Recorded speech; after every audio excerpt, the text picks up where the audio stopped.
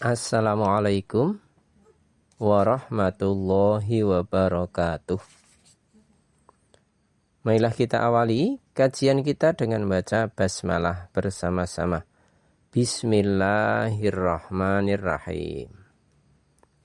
Alhamdulillahirabbil alamin wal aqibatu lil muttaqin.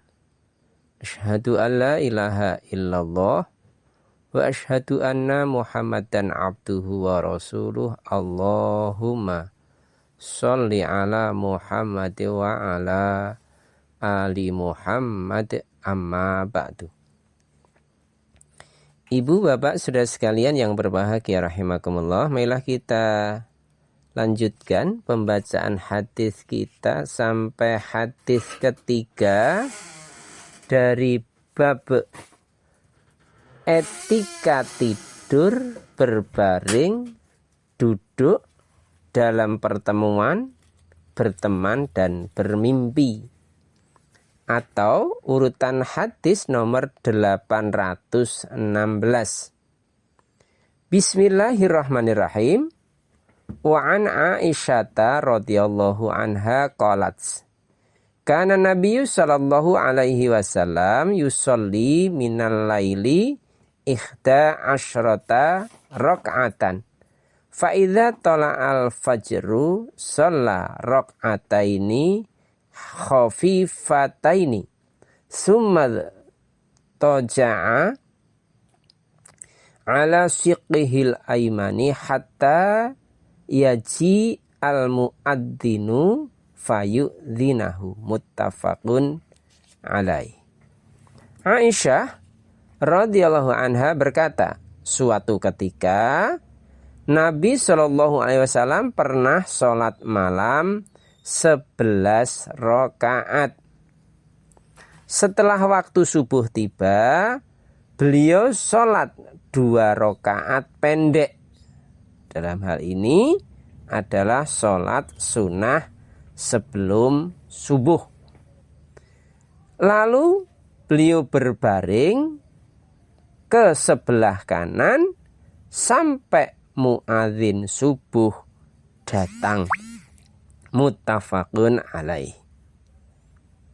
Pelajaran-pelajaran hadis.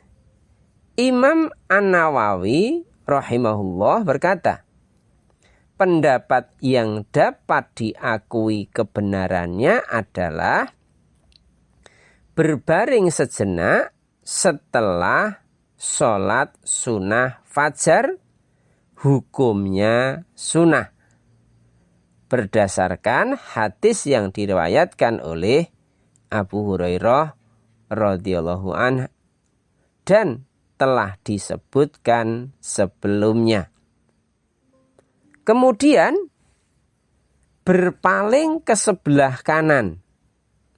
Nabi melakukannya tidak secara terus-menerus, sehingga perbuatan tersebut hukumnya sunnah dan bukan wajib.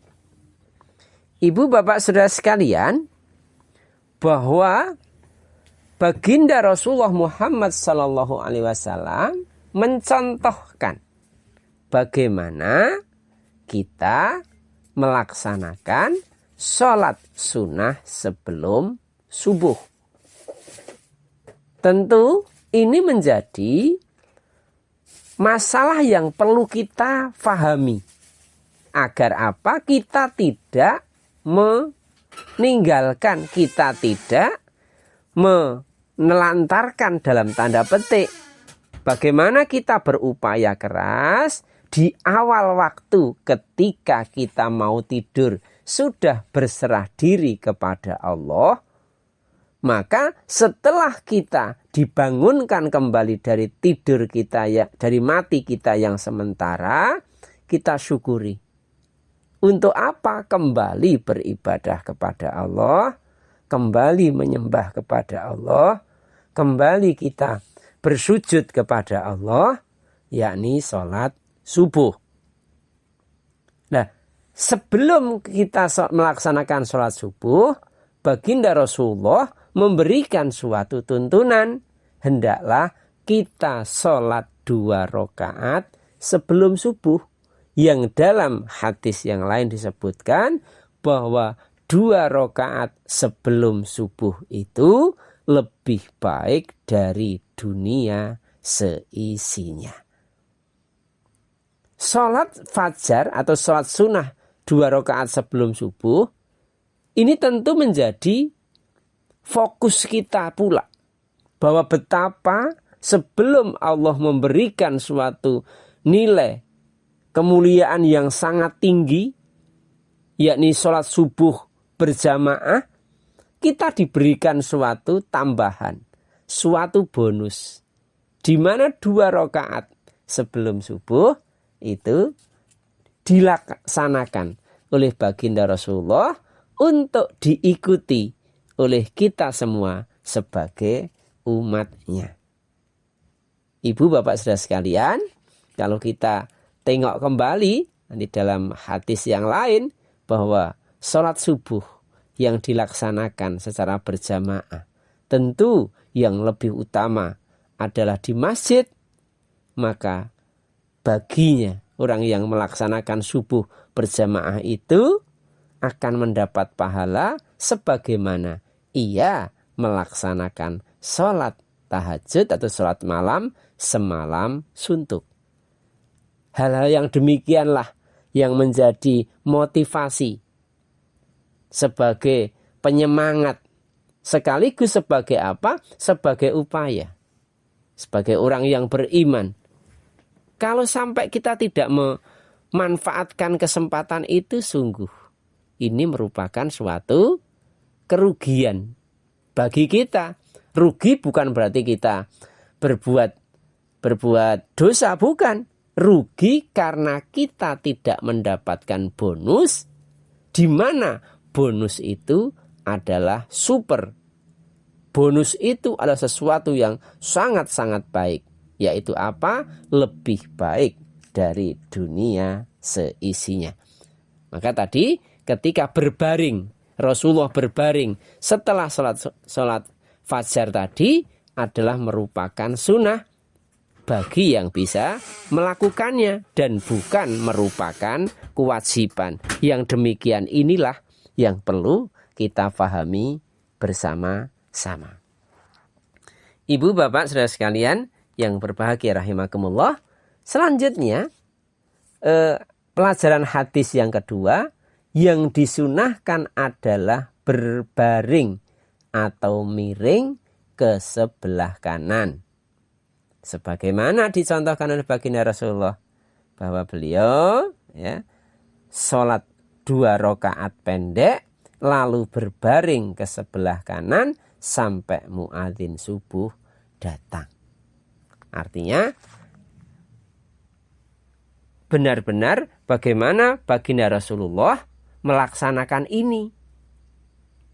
Sehingga monggo kita upayakan. Upayakan yang mana? Yang sholat subuh sebelum sholat sunnah 2 rakaat sebelum subuh. Kalau memungkinkan silahkan.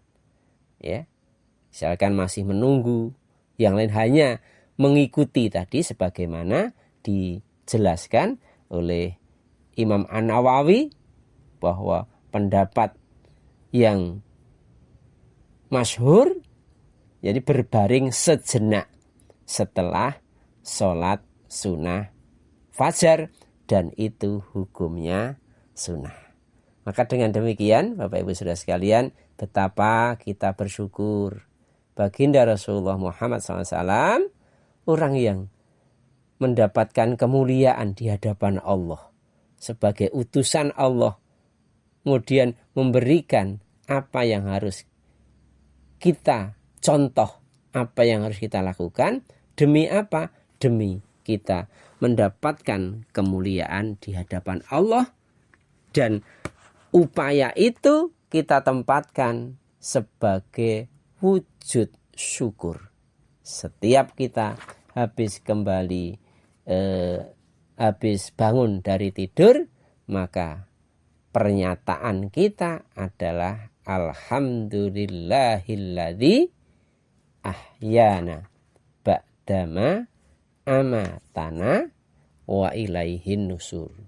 Terima kasih duhai Allah yang Engkau telah menghidupkan aku kembali dari matiku yang sementara. Dan suatu saat nanti kami pasti akan kembali ke pangkuanmu. Semoga Allah merahmati kita. Kita akhiri subhanakallahumma wa bihamdika asyhadu an la ilaha illa anta astaghfiruka wa atubu ilaik. Alhamdulillahirabbil alamin. Assalamualaikum warahmatullahi wabarakatuh.